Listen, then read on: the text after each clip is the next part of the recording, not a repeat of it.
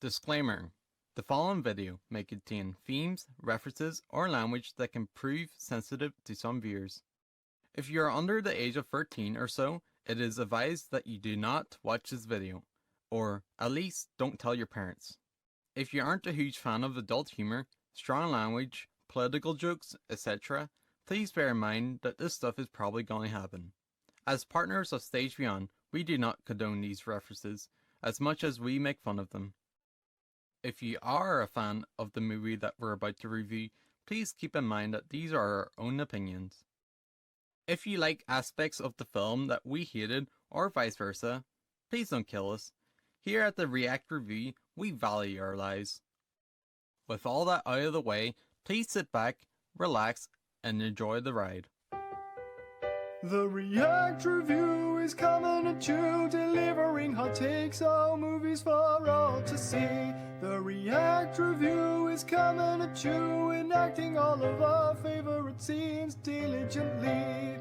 Stealing the whole scene when you're dealing with our sheen. Do the taste come as promised, better take it to Thomas. If the movie ain't boring, you can view it with Orin and review it the theater once you're cool with Sophia. The React Review is coming at you, analyzing movies of all genres, no matter the thrill. The React Review is coming at you, paralyzing viewers when they're stunned from our acting skill.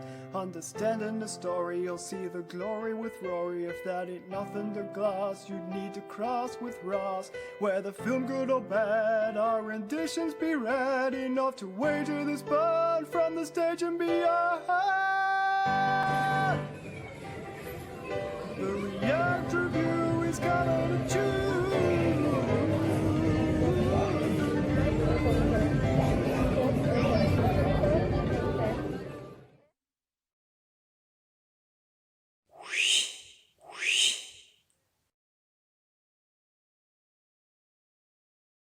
So, what did you think about the movie?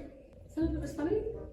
There were some parts. There were some funny parts. No, it was funny, isn't it? But there was like one point I find that it's like, alright, but It was kind of a lot of, children jokes. yeah, I was just about to say, like, jokes, yeah, the younger, would target and appeal to a younger audience, yeah, definitely. So it's a children's movie, yeah.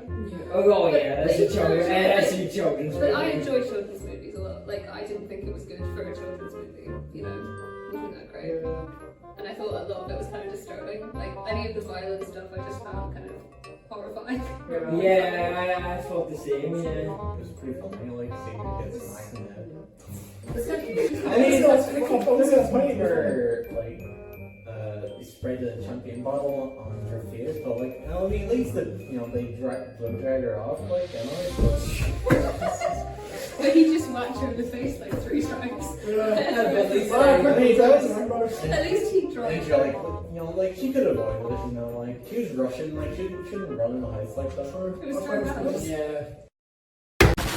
Peter was actually very confused as well, because one minute he was saying, oh, I'm a good guy and I'm the leader, and then the next minute he was with the other rabbit outside the woman's shop, like stealing a peach, and was like, I'm a bad guy. So like, yeah, such a comparison really quickly. I think it's a comparison to like peer pressure, like trying to hang out with the cool kids. You want to kill Yeah.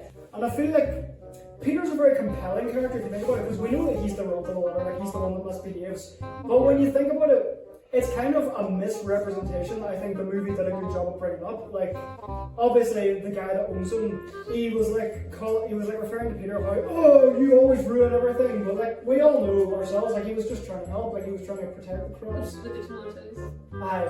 Another joke they managed to the ground. Aye.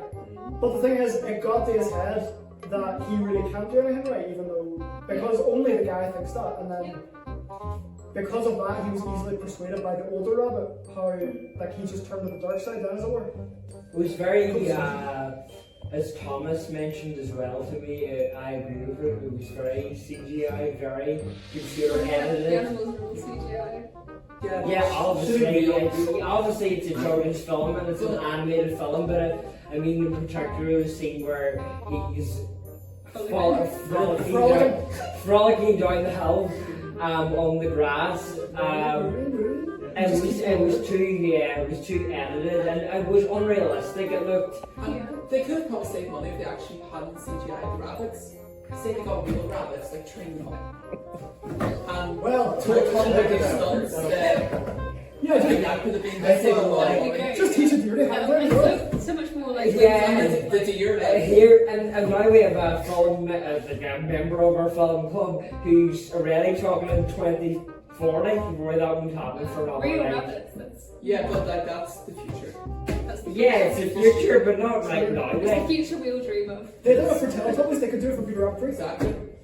They weren't real. Fair enough. I don't think the CGI was great for the rabbits themselves. Like I felt like all the pig and all, like you can see the detail on like their the nose and all like through the tongue, but like the body is the same bland. Like they just had their clothes that make them recognizable. Like by I think CGI stuff is never going to look as good as actual animation. Yeah, The 100%. CGI animals are good, but it's pretty weird how they switch from like him rolling down the hill to like all of a sudden at the end you usually tell the CGI then. It was the same with the car when he was kind of stopping the car. It jumps on. It was like realistic at the start, but like once they like hold on to it, it was starting to get unrealistic then. You see the CGI. I almost think they sped up the footage a bit whenever he was like jumping up and down as the car was moving. And it 100%. It was funny, but it was like Weird. sus.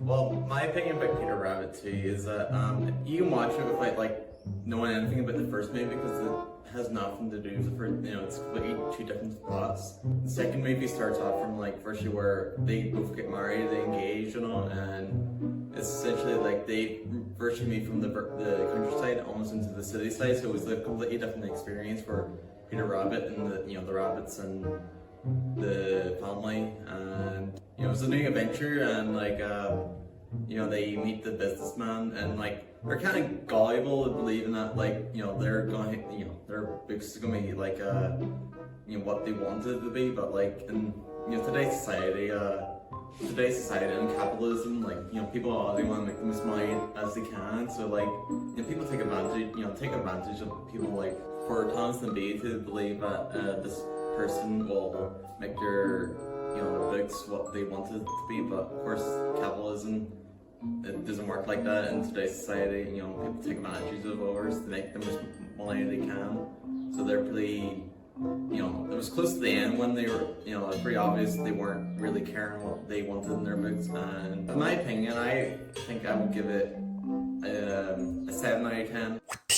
And in the end it was just a kids movie, and like they wouldn't understand at all about anything that like capitalism or like to believe in others, but like that's why I would give it a 7 out of 10. When it comes to the plot of Peter Rabbit 2, it is, in my opinion, quite a polarising film. Being a movie primarily aimed at children, the plot is fairly simple and easy to digest. I'm personally all for simple plots for movies, as I could use a break from complex storytelling. However, I feel like there were certain points of Peter Rabbit 2 where the writers tried to expand the plot of the movie and shift the focus, only for those attempts to just fall short of the mark. I repeat that this is a kids' film, so the plot really doesn't need to be complicated. As for the main plot itself, Peter sees himself as nothing but a troublemaker, and he leaves home, thinking that he's worthless. He then meets an older rabbit called Barnabas and makes a new group of friends, a ragtag bunch of low-life misfits who cause trouble and steal food in an effort to survive, and Peter tries to prove himself because he sees them folks as people that he can relate to. Unfortunately, Peter and Barnabas get captured and adopted by a family, which prompts Peter's own family to go off and search for him. In a simple film like Peter Rabbit 2, it's actually surprisingly emotional. And it's a good message to tell kids that just because you're mischievous and frankly misunderstood doesn't mean that nobody loves you at the end of the day. Everyone loves you. Of course, as genuinely heartwarming as this story is, though, I do have a couple of problems with it. The first is that Thomas is too harsh on Peter. Granted, that's the whole point of the plot, and it does serve to make Peter more sympathetic and relatable, but from what I saw in the movie, Peter really doesn't do anything to deserve it. Literally every time Thomas gets on to Peter about making a mess of things, in reality, Peter was only trying to help. I really don't see this strained conflict as necessary for driving the main plot of the film, Peter's escape, either. Because in my opinion, the B plot, as I've mentioned, is completely sufficient in that regard. It all just makes Peter come off as a bit of a scapegoat, and when Thomas tries to thwart Nigel towards the climax of the film, it just makes it very hard to root for him as a character. My second main gripe though is the twist ending. Barnabas and his gang end up backstabbing Peter's family and take Peter back for themselves. Personally, I find the "oh my god, the sidekicks for the bad guys all along, oh no" trope to be very overused in films, and the fact that Peter Rabbit 2 is a kids' film just doesn't excuse it. Aside from that, the main problem that I really have is just how it was resolved. These characters all had fairly decent build-up throughout the film and had loads of quirks, dynamics and character. So a tense and dramatic final encounter would have been very interesting and the kids would have loved it. But instead, all we got were a couple of minutes of Barnabas explaining why he became who he is. Then they all try to attack the heroes, fail, then Peter and his crew pull in a reverse card and they get sent packing. I honestly wouldn't have minded that plot twist if it wasn't so anticlimactic and if it didn't just come out of nowhere. Overall, the plot of Peter Rabbit 2 was very interesting, and based on plot alone, I would give it a solid 6.5 out of 10.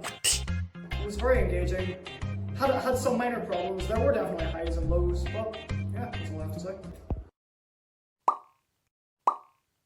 Being a fan of the TV series of Peter Rabbit, I found this movie very disappointing. Its plot was simple and quite boring, leading for many parents reaching for their phones. Its target range is obviously for children, however what I found most telling was the lack of laughter from children throughout the movie. Peter Rabbit is a concept in which I am very familiar with and really like. However, with the help of the highly irritating voice of James Corden as Peter Rabbit, it creates for a movie which I hope I shall never have to watch again. My rating is 2 out of 10. If you can't tell already, I really hated the movie.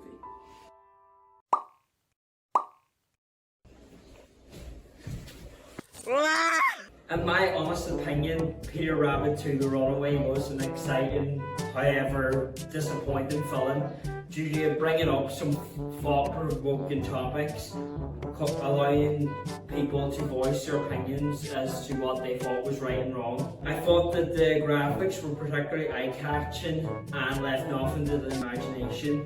With that being said, a lot of people could argue that because this is a children's film, they could argue that it's important that we bring up these kind of topics in order to teach them to voice their opinions in later life. I don't know if it was just me being deaf, a bit deaf, but in my opinion I found the film a little bit low at times in terms of volume and found it hard to hear. But as I say, that could just be me being a bit deaf. All in all, I would give Peter Rabbit 2 The Runaway a solid 4.5 out of 10. I felt like the movie was really bland. The characters were quite annoying, most of them, and I felt like because it was a kids movie they decided not to put any effort into it, so I reckon it was like written in like 2 days or something. Yeah, that's about it. I would say 3 out of 10. The main bit of the movie that kind of, well, there are a few main bits that sort of didn't sit very right with me watching it, and I think it's important for kids' movies to have good messages, not necessarily be like moralistic and, oh, this is the way to be a good person, but it's nice to have some kind of good message. And I thought the way it ended with essentially the conclusion to this argument throughout the film of whether Beatrice should choose her career over her family was ended with her kind of choosing her family and kind of saying, oh, how silly I was to have ever put my career first over the concept of having children. They don't even already have children, but like the guy she's married to wants children. And it's not even a discussion, he just says, I want children. At the end she's like, yes, we'll have children and I won't be a famous novelist. So I thought that was sort of a step back, and it felt like a sort of backlash to the feminist movement for me. Another thing that's more minor is that I didn't like Donald Gleason's accent, because he put on an English accent and it was very posh and very, very put on and kind of funny in places without really meaning to be. I think he could have done a more realistic accent, but that's just me. I also didn't like how a big part of the B plot was this thing about the other agency buying the rights to Peter Rabbit and wanting to make it more action-packed and more interesting and market it towards kids. And there was this sort of nudge, wink at the camera thing where the rabbits were like, oh, no one would ever do that. And then, but it's like, why are you laughing at the terrible thing that you're doing to Beatrice Potter's legacy and her masterpieces, which she made out of like love and care for animals. So I thought that was very cynical, and it was slightly worrying to watch. What I did like about the movie was that it wasn't over-reliant, as some kids' movies are, on memes. A lot of movies date themselves now by putting in kind of memes and maybe non-political events. This movie didn't do that, so that was a plus. And it also wasn't reliant on references to modern technology. Really? I would give Peter Rabbit a 3.5 out of 10. Because I just thought it was really hollow and weird and not that funny.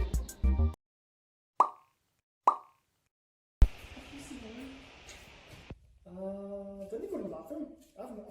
I've no clue. Is he still in there? Have you seen Oren? No, there's been here in weeks. Oren! Oren? Oren! Oren! Oren! Oren!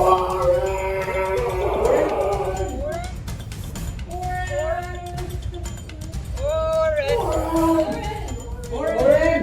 Oren McGee, where are you, son? Oren!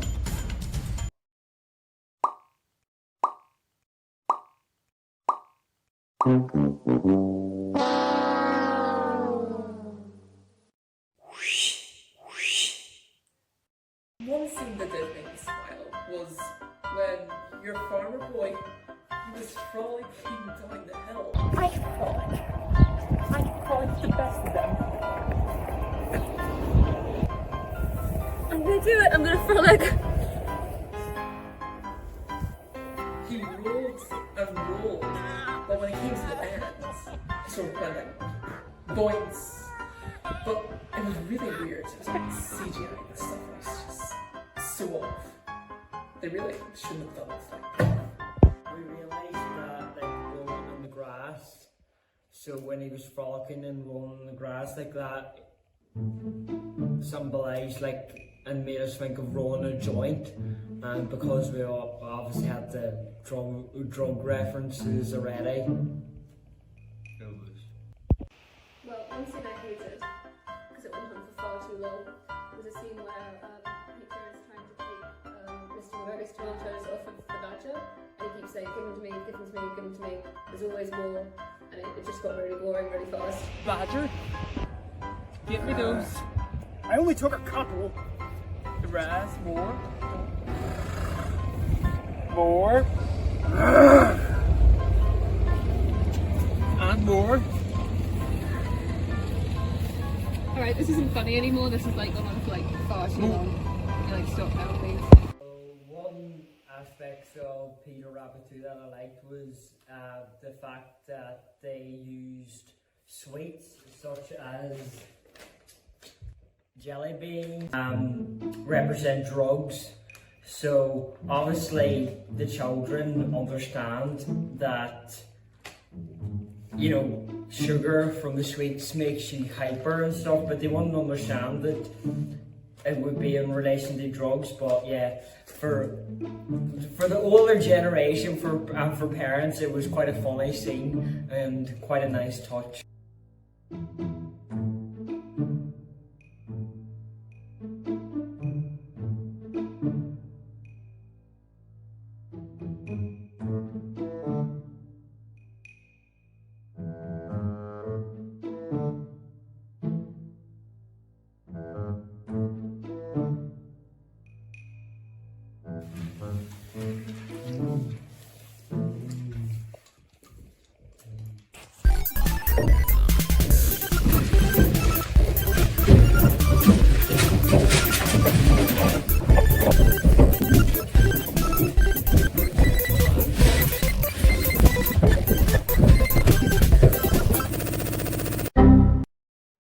Disclaimer, these are our peaches, our budget peaches. No peaches were harmed in the making of this, but Roy was.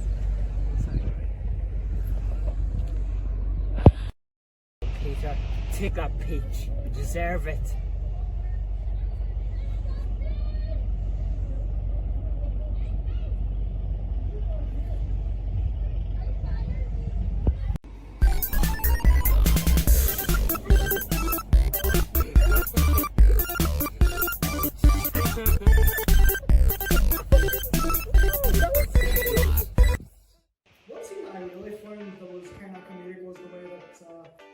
Nigel had these like really attractive eyes. I mean, your mileage may vary on that one, but Thomas and B, they thought his eyes were attractive. Like the whole guy was like, don't stare at those beautiful eyes. Don't be looking at his beautiful eyes. And another thing. And the way Nigel was just naturally smug about things, he's just like it just really set the comedic atmosphere of the scene, which I really liked. I wanted to see Peter Rabbit too because I heard that Donald Gleeson was in it.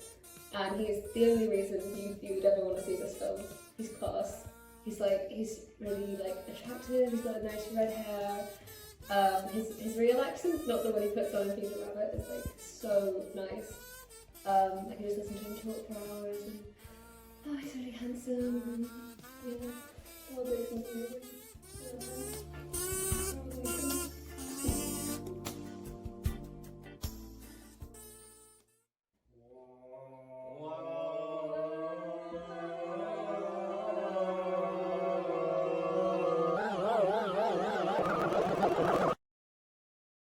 Is my voice annoying? Say what?